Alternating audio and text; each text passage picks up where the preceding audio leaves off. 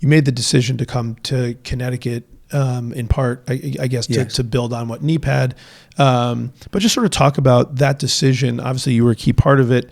What were some of the reasons you made those decisions? And you said all those promises have come true and more. And I wonder if you could just maybe kind of run that out.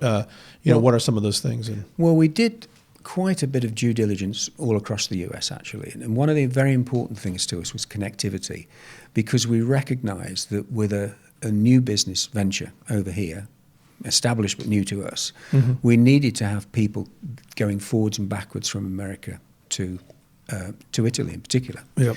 And so the connectivity with Connecticut worked because there was a choice of airports that are relatively easy to get to and relatively cheap to fly to Europe compared to some of them. So that was good. The time zone was equally important to us. So we recognized pretty rapidly that it really got to be an East Coast time zone, because then you've got a window that you can operate within a normal working day. So all that was good. And then we looked at talent pipeline.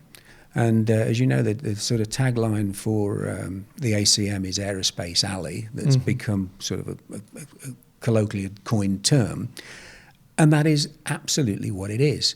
So because we knew that we couldn't do all the processes that we wanted to in-house immediately, we needed to be able to access lots of finishing people that we needed to manufacture product.